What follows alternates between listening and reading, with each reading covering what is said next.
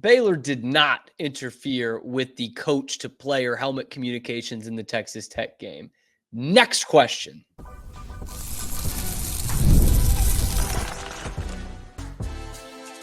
You are Locked On Baylor, your daily podcast on the Baylor Bears. Part of the Locked On Podcast Network, your team every day.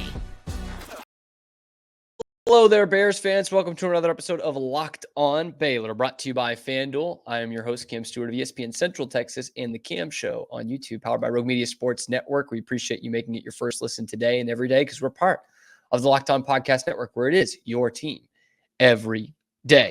Today, we're getting you ready for TCU, of course, but there is more developments in that story that we covered yesterday a little bit yesterday, more so even Wednesday, about the helmet communications and what Baylor was being accused of from Texas Tech, or at least, sparking an investigation of.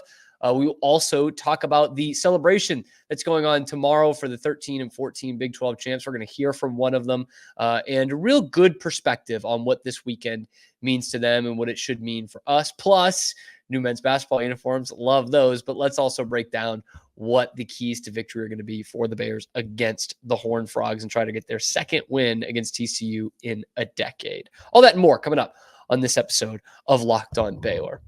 So the verdict is in from the Big 12. No miscommunication, no foul play, no nefarious activities from Baylor nor TCU in their wins over Texas Tech when it comes to coach to player helmet communications. That was a statement that was given yesterday as an update to that Max Olson story, which we went over in that emergency pod. It was one that it just got kind of weird, or I should say weirder by the hour in terms of what exactly is Tech alleging here? They call for a investigation from the Big 12, and the Big 12 all of a sudden rounds up all their helmet communication systems from everyone in the league that's playing this weekend. It says, hey, we need to wrap these up. You're going to send them in. We're going to put another, whatever chip in there or whatever it is to encrypt these channels, and we'll have them back to you before the game. But we got to check out all this, and we got to look back the last 2 weeks. This is the tweet from Max Olson. The Big 12 has completed its review and found that at no point were any Big 12 games compromised by helmet communication issues. Here's the statement from the conference.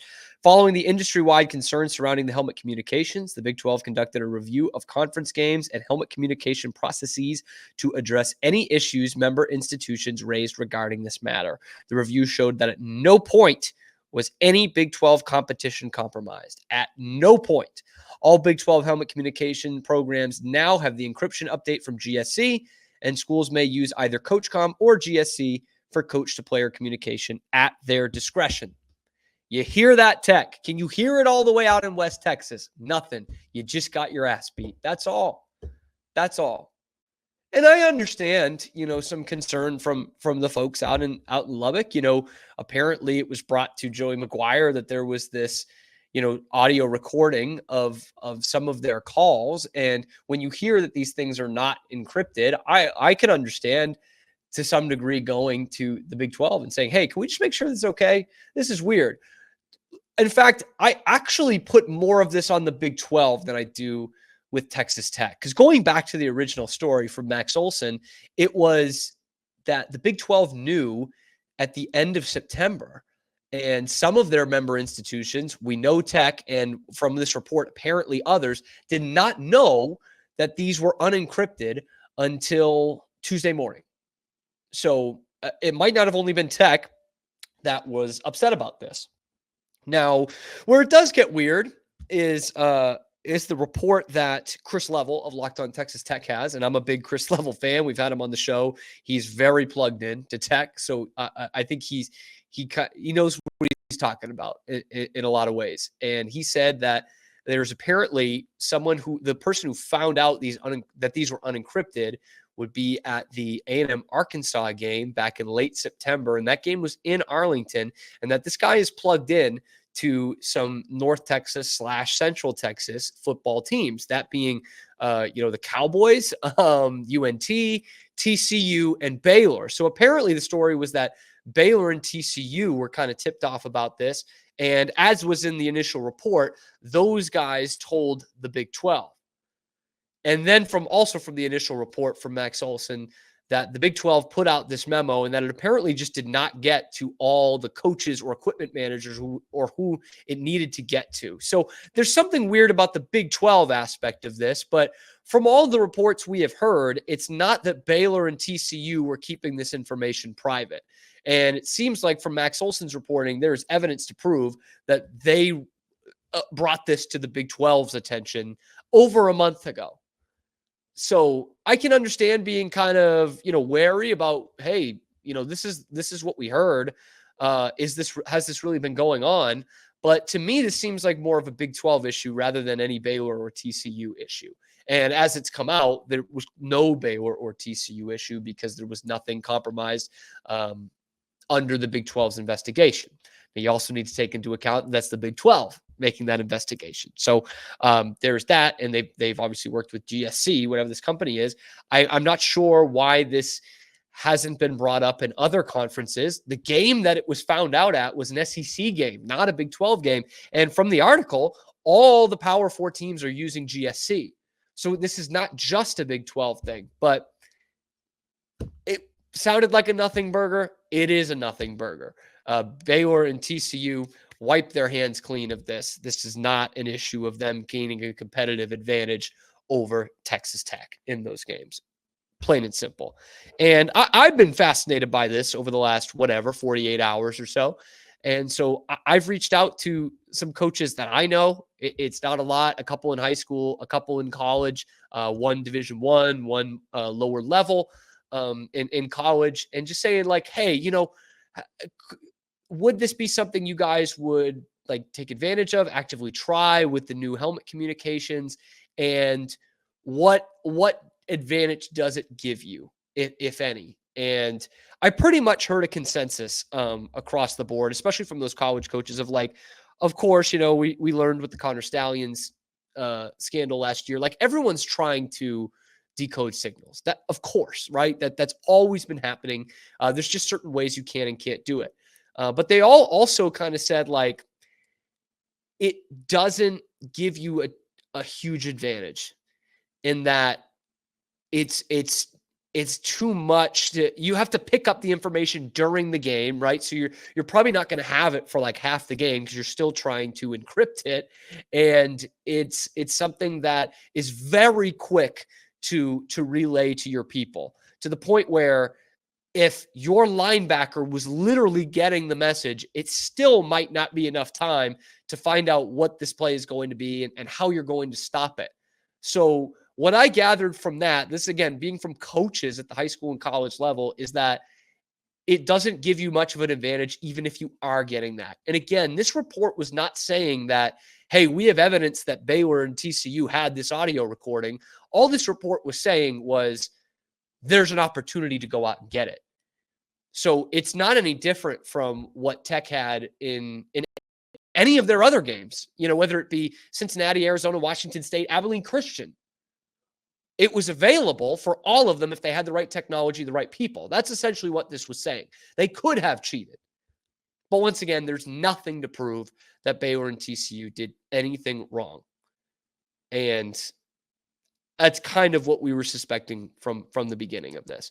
But obviously, reading more into this, I do understand what Tech is doing. Of course, it comes off as sour grapes. And of course, it comes off that they're sorry losers. But I understand it at a fundamental level. But what I am surprised at is that no other schools have come out from the Big 12 saying, yeah, we were floored by this too.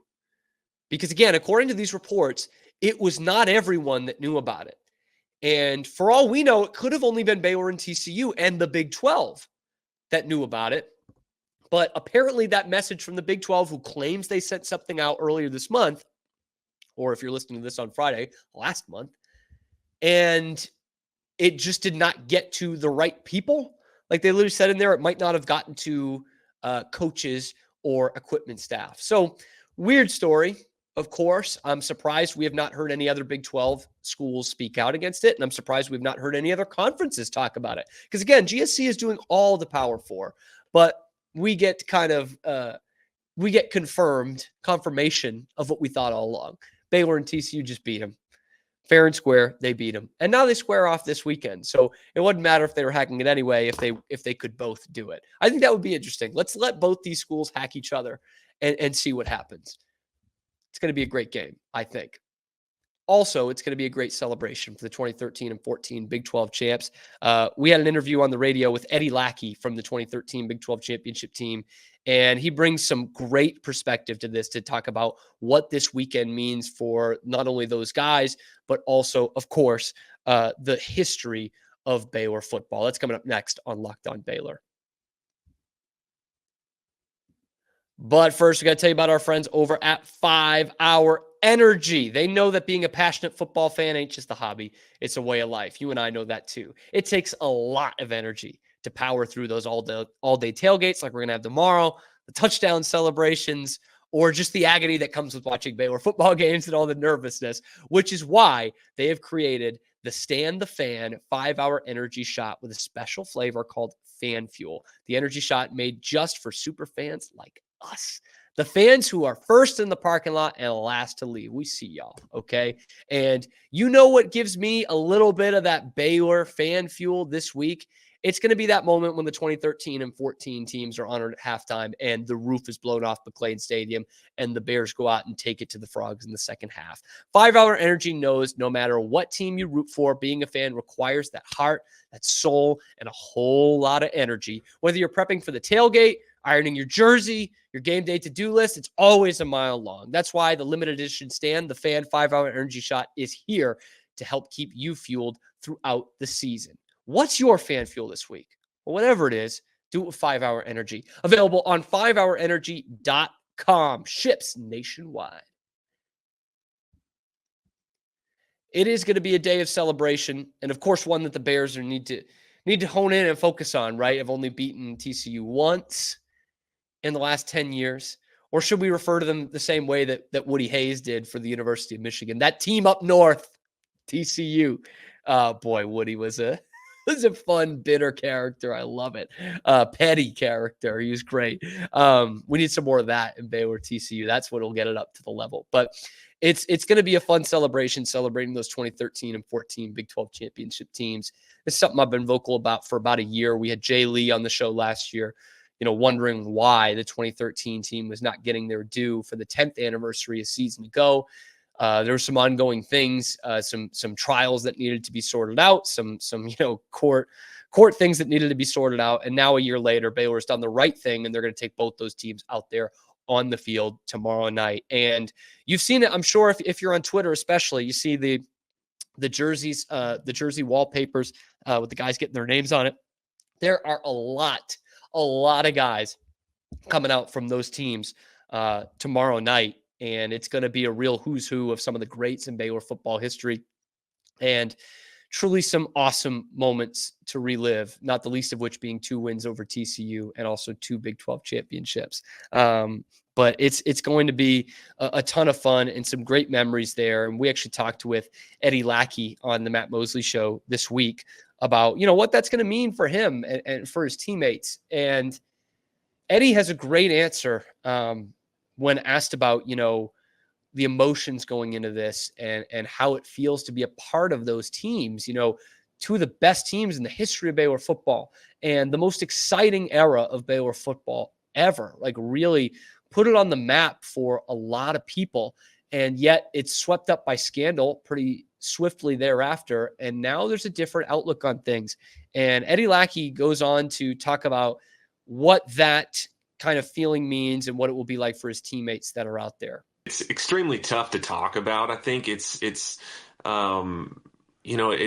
leaves a little bit of obviously a bad taste in your mouth, but it kind of blemishes those years in some ways when you're talking to people about it. We're very proud of those teams. We're proud of our coaches. We're proud of just everything about those years. And it felt like for a minute, that those things kind of were just gone, and we didn't have the right to celebrate that anymore. Or it was, I was never embarrassed to like talk about my team, but at the same time, you know, people would bring it up to me, and if I'm honest, you know, I wasn't always super excited to talk to people about it. I didn't want to, you know, because a lot of it was people coming up making passive aggressive jokes, and I'm the type of guy, like, I'm pretty easygoing, but that one, you know, that topic for me was pretty bitter, to be honest. And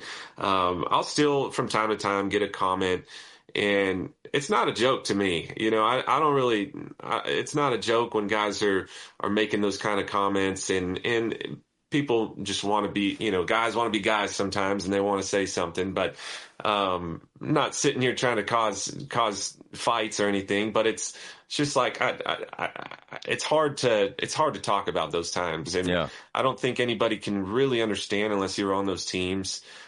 Just what we saw while we were there, what kind of men Coach Browse were creating. I mean, in Bennett, I told you I named my son after Coach Bennett, and for things to go down the way that they did, it's you know, there's no words to put to it other than it was just completely disheartening, and we were crushed. I mean, that's kind of heartbreaking, man. Like these guys, what they did was pretty incredible. Like, they formed the greatest teams in Baylor history, and there was no blueprint for that for Baylor, right? Like, we go back obviously to like 2011, but there was no history. You know, when they won their second Big 12 championship, they were only 4 years removed from their first bowl game in a generation. So it's heartbreaking to hear, and we've seen it over the years, right? Like, that these were such great teams with great players, and a lot of them were great representatives in the community. Guys like Eddie Lackey, guys like Bryce Petty. You know, you can go all the way up and down the list. Bryce Hager, Seth Russell. You know, it goes on and on and on.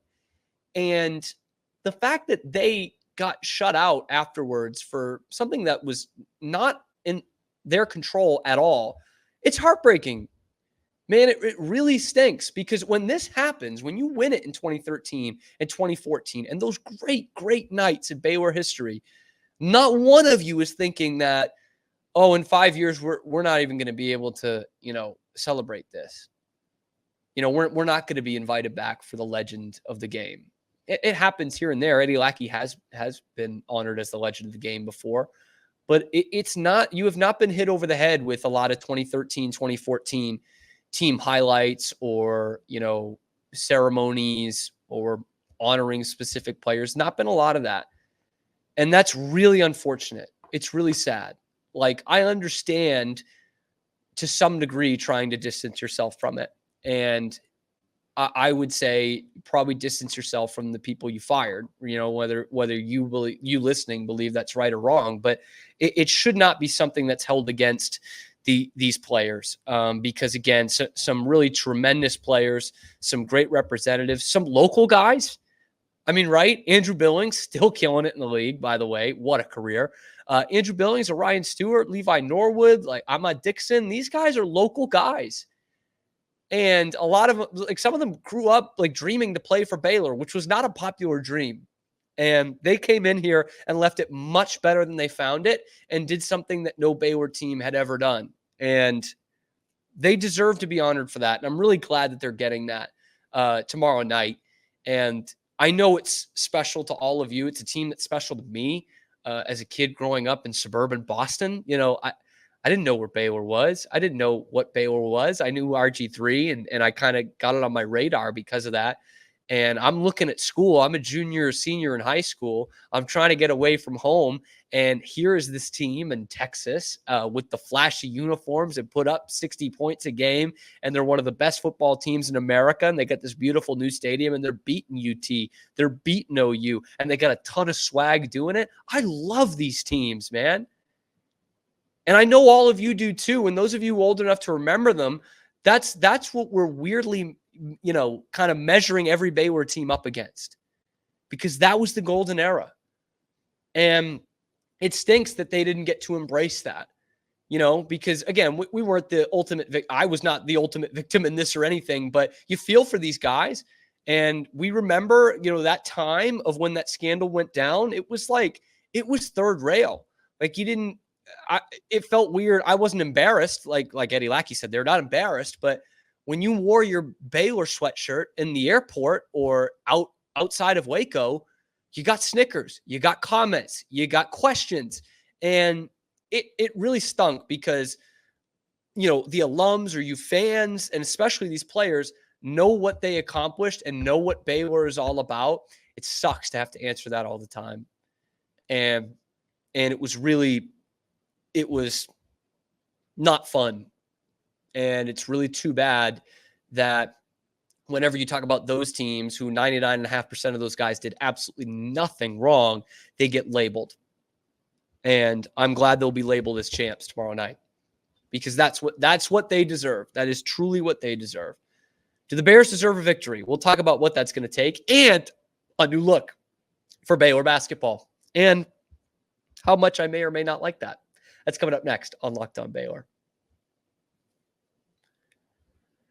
But first, today's episode is brought to you by FanDuel. Yeah, you know it is America's #1 sports book, right? Because right now, new customers can bet $5 and get $150 in bonus bets if you win. The FanDuel Sportsbook app gives you everything you need to place live bets on NFL all in one place. So when you get a hunch in the middle of the game, you're going to check out the latest stats. You can view live play-by-play and so much more on the same page where you place your bets. Just visit FanDuel.com to join today. You're going to get started with $150 in bonus bets if you win your first $5 bet. That's FanDuel.com. Never waste a hunch and make every moment more with FanDuel, an official sportsbook partner of the NFL. Let's look at basketball a little bit because the next full-fledged Locked On Baylor episode, not post-game episode, we're going to be talking about a basketball game. Wow. Yeah. Monday night, the Bears take the court and we'll be playing basketball in a top 10 matchup. I absolutely cannot wait for it. And this week, they had a great video that I know you've all seen to unveil their new basketball uniforms, or one of the new basketball uniforms. If you saw the team picture, you'll notice there's a subtle difference in the white and green uniforms, but they add one. They add a little gold look. And if you're watching on YouTube, oh boy, look at that. Look at Jaden Nunn rocking that gold uniform, the green and white piping on it. The cursive Baylor is just chef's kiss. It's so good. And kind of the block numbers, which I like a lot better. That's kind of what they wore back in the day. When they would have worn something similar to this back in the old HOT Coliseum days. You heard some of that old-timey radio talking about the old Southwest Conference in the HOT Coliseum. It is an awesome, awesome blend of kind of that old school, new school look. I am such a fan of it. Also on the shorts, you don't see it in this picture here if you're watching on YouTube. There's the Sailor Bear on the shorts. And I think this incorporates all the things that Baylor should be leaning into. I love the Sailor Bear. I think a lot of us do. Baylor's really tried to not have that as part of their branding. Obviously, only once a year on the football helmets and not on basically any other uniform. You're starting to see more of the Sailor Bear on the sideline gear for Scott Drew and his staff, and the players had those cool jackets. And now you're seeing it on the uniform, which I think is great. And that cursive Baylor is just fantastic. And I put this out on Twitter, and I'm gonna roll with this. I think this is a good thing Baylor should think about. That should be their home uniform. I know there's going to be some people who think, don't want to ruin it too much, just make it an alternate. That should be the home uniform. And green and gold is such a good color palette that when you wear a white uniform, it doesn't make it pop. And that's not like, how did Baylor mess this up, right? Everyone has a white uniform. But I just don't think it looks that great when you have two really good colors. If you have one great color, like, University of Texas has burnt orange, then yeah, it looks good contrasted on white. But when you've got green and gold, and, back last year, your football uniforms didn't even have any white on it, the home uniforms anyway, it's like, just roll with that. And the prime example is my least favorite basketball team, the Los Angeles Lakers. The Lakers wear white at home now, but they didn't for decades because they had purple and gold. It looked awesome. So simple, wear gold at home, wear purple on the road.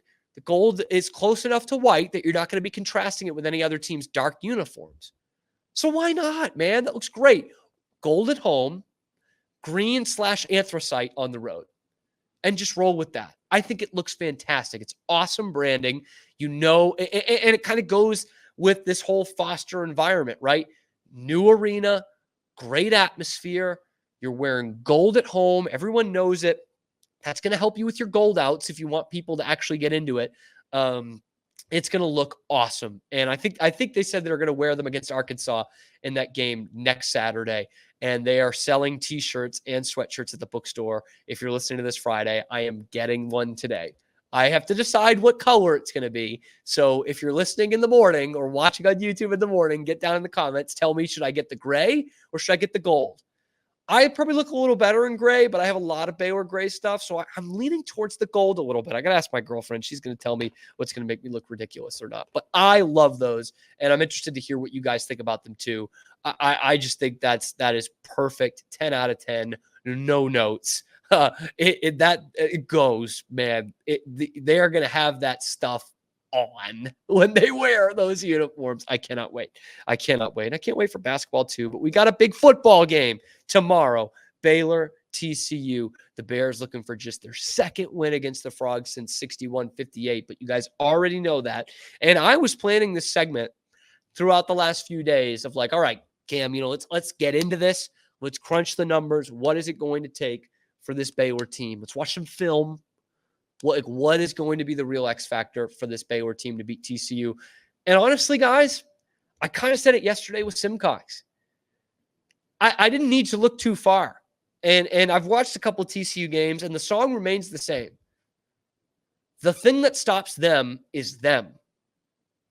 They have one of the worst turnover differentials in the Big 12, minus 11 through 8 games on the season. That's not good. Not good at all. Defense, looked good against Utah, but then again, who doesn't these days? But statistically, their defense is not much different from Tech and Oklahoma State. So for those of you who were saying the last few games, oh, well, the defense they faced have stunk. You're kind of getting the same thing here with TCU, especially on the ground. So Baylor, which is not a super turnover-happy team defensively, but has shown that they can force some, that's going to be the difference. If you turn TCU over a few times, you get that take 3 Joey McGuire mentality from back in the day when Matt Rule was here, you're going to win the game. And you're going to establish the run because you've been able to do that the last 2 weeks against comparable defenses, especially run defenses.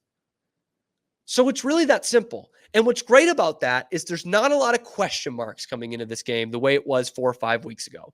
Because honestly, whether they're going to be able to run or not, Sawyer Roberts is going to throw 2 or 3 touchdowns. He's going to throw 2 or 3 touchdowns. That's what's going to happen. They're going to score probably upwards of 30 points. Their defense is going to make some plays. They did let Oklahoma State hang around a little bit last week. But like those things, they're not huge question marks anymore. Then it's going to come down to the little things, which is what happens with good football teams. Turning the ball over, getting a good pass rush, running the ball early. That's it. And I've been surprised at how well Baylor has played with the lead because they've been playing from behind so much the last year and a half and can be comfortable in the second half and playing from behind. We've seen some great comebacks that have fallen short, but to learn to play with a lead like that quickly, that's a good sign for Baylor. And again, a good sign for this look against TCU, that defense that they're putting out there. So it's that simple. Turn them over, run the heck out of the ball. Run the dang ball, Bert, Spav, whichever. But let me know what you think. What's it going to take for Baylor to win this one? Drop it down in the comments below. Give me your score prediction on Baylor TCU. Get that down in the comments below and what you're excited about to see these 2013 and 14 players out there. Who was your favorite guy? Who was your favorite player from those teams? I'm interested to hear. Who was your favorite player? What was your favorite game, favorite memory of those 2013-14 championship teams? And what was your favorite win over TCU? on those 2 years because you get 2 to choose from. Drop that down in the comments below. Be sure to like and subscribe. Ring that notification bell to get notified every time we're dropping a video on YouTube or wherever you get your podcast. That'll be big to find out when we're going live tomorrow night. It's going to be a late post game, but you guys have made it the #1 destination for Baylor football post game, and I cannot thank you enough for that. So I guess we'll have to see you then on Locked On Baylor.